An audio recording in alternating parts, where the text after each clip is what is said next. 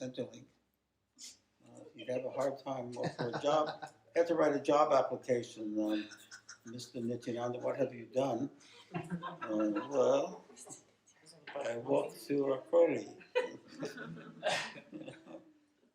Yeah. We become actors in the play, relatively indifferent to the performances of others, but terribly attached to the outcomes of the one we call I. The headless one is different. He is supremely detached from those dramas. He knows himself to be the formless consciousness that is the context of the play of life. He is not an actor in the play. He contains all the actors. He is aware that 2 arms, 2 legs, and a trunk issue outwards from this formless consciousness. But he is not fooled into thinking he is a person. Spandakarika's 1:14 says, 2 states are spoken about, the subject, the doer, and the object, the deed. Of these 2, the object decays, but the subject is imperishable. Imperishable.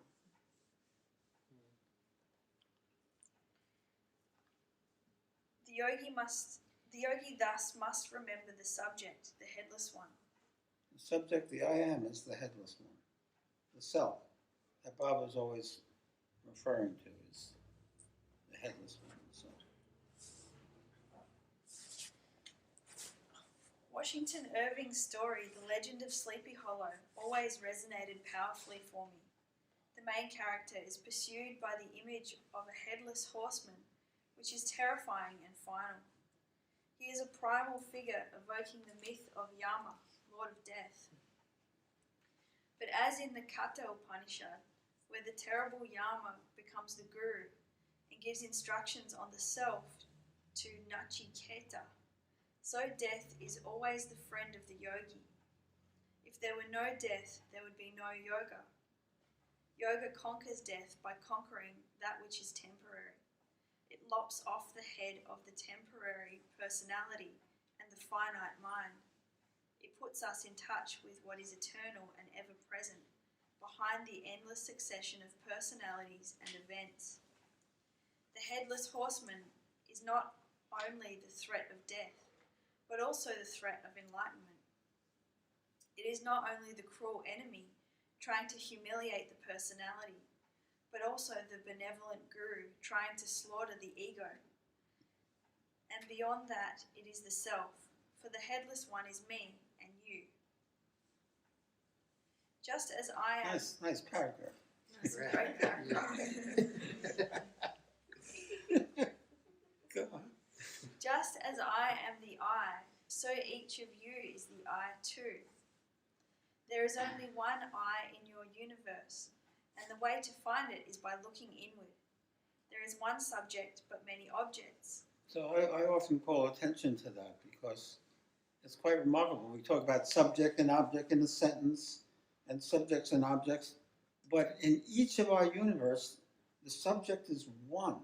That's me. While the objects are many. So it means that in the universe, so in every one of our universes, there's one subject and many objects. So the next step is to see that there's only one subject in the universe.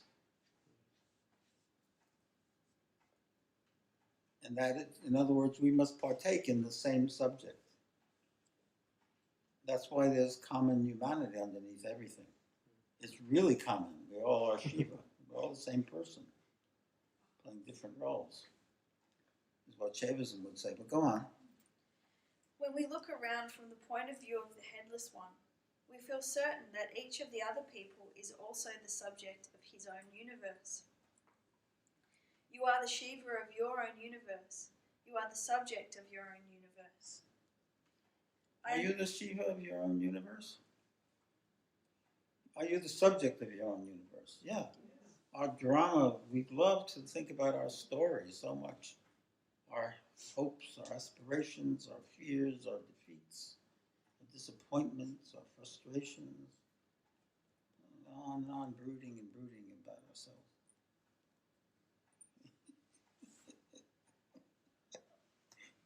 Go on. intuitively sure that you others have interior worlds. My interior world is the major fact of my experience, and no one but me is directly privy to it. I am the only one who is there. My thoughts and feelings are my own subjective reality.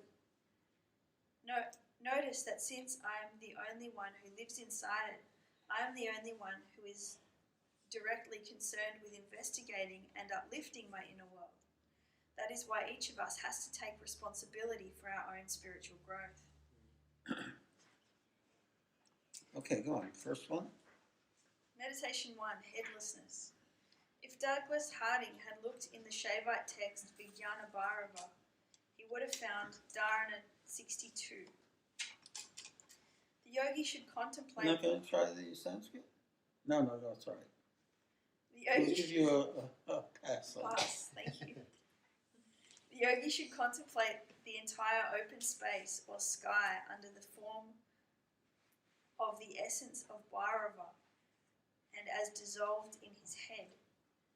Then the entire universe will be absorbed in the light of Bhairava. He says that you only apparently have a head. What is really there is this formless luminosity. You see your own head only in the mirror or in a photograph. From the point of view of awareness of the self, you are headless. You see the luminosity that's on top of your shoulders? Isn't that, if you looked at it directly from within, not in the mirror, isn't there a luminosity there? It's very luminous, the awareness. Go on, look around you. Go on. Look around you. Notice that the room and everything in it is recorded in your awareness. Try to see from Harding's or Shiva's perspective. Everything is held in my awareness. This whole room is held in my awareness. Ultimately, the only thing I see, hear, sense, or feel is my own awareness. Let your head open up and accept everything you see within itself. I am Shiva, the headless being. There is no separation between me and my experience. It is all held in my awareness. Second one. Meditation 2. Contemplate your own awareness. With eyes closed, contemplate your own awareness. Contemplate your own awareness. Contemplate that within your brilliant awareness there is boundless love and luminous intelligence. You hold your whole awareness, you hold your whole universe within your awareness, and awareness itself is the great healing power. Awareness is a deep ocean that contains all things. Go on. Chapter 6, the contraction of consciousness. By focusing on the revelation of supreme consciousness, he unveils the inner self. Thus, great Shiva unfolds his prodigious game of bondage and liberation. Abhinavagupta Paramatasara, verse 33. Now to the chapter. Remembering the headless one is an instantaneous method of self-remembering. Have you noticed that in the movies, when the director wants to give a particularly powerful experience of the subjectivity of a character, he uses point-of-view photography? He will use a handheld camera in which the camera becomes the eyes of the character. You see just what the character sees. You don't see the character in the scene. You never see his head, though an arm may come up. This is a cinematic presentation of the headless one. You see the scene as he sees it, so you are put in the scene too. Such moments are uncommonly intense and dramatic. And also, I think it creates a lot of fear, like in the horror movies. You know, you look through the eyes of the character and it's looking and it's fearful and so on. That's subjective thing. Go on. Whenever in life we come from a third person or mental perspective, No matter how subtle, we lose touch with the self. The headless one is ever the self, beyond all the dramas of third-personism, fear and desire, fame and, I don't know that word, Calumny. calumny, pleasing It and means, displeasing others. It's censure. Please explain. What? What is censure? Censure. Fame and defame. Defame. Like, you know. Bad reputation. That's okay. Pleasing and displeasing others. Shiva is always the subject. Because of that, he has complete freedom. If you could live your life without ever caring what another thinks, you would be Bhagwan Nityananda. I didn't say not being aware of what another might think, but not caring. Because Bhagwan Nityananda would be aware. Probably could read your mind. But he would not care because he knows it doesn't affect him. That everyone's just running through their own stuff. You see how freeing would that be? But we run our film through other people's brains and then have them looking at us. We kind of look through their eyes back at us. That's being third person. Do you know what I'm saying here? Yes. Very important point to really grasp how much we do that. But first person, Bhagwan Nityananda is like this. And we are like that. What will mommy think? What will daddy think? What will all the kids back in high school think? What will this one think? What will that one think? That's great. Go ahead. Clearly then, the subject is of permanent significance. What of the object, which, though of perhaps less importance, is undeniably present?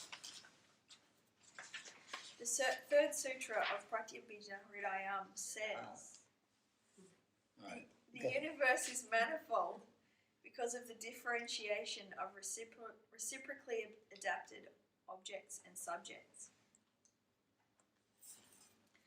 Once the cartoonist Looney did a cartoon in which a round creature split in two and became a TV and a fellow sitting on a couch watching it. This was the mutually adapted subject and object of the modern world. I am the subject and my whole world is my object. It is clear that the subject, me or you, has always been the same, but the objects we perceive continually change. From another perspective, you could say that the objective side remains the same. Your objective world gets filled with different things all the time. You are in this room or that room. You see different people. But the shape of it, the form of it, is always the same. The sutra says that every one of us has a subject. Every one of us as a subject has his own objective reality. It comes with you. You have an objective. Yeah. We have different worlds depending on what kind of subject we are. The world of my dog Bhakti is different from your world. The world to an antelope is different from Bhakti's world. It means that the object is suited to the subject. The world you perceive is exactly suited to the perceiver, to you, to your awareness. So mutually adapted subjects and objects. So your objective field is adapted to your subject. Yeah, go on. It is shocking sometimes when you think you are having the same experience as someone else, and then you discover that he or she had a completely different experience. Coming out of a movie, the husband says, "That was one of the worst movies I have ever seen." "Really?" says the wife. "I loved that movie." It happens all the time. Shiva may be our true nature, but on a personal level, our awareness is limited. At lower levels of awareness, the world looks different to each of us, but the world of a realized being is very different from that of an ordinary person.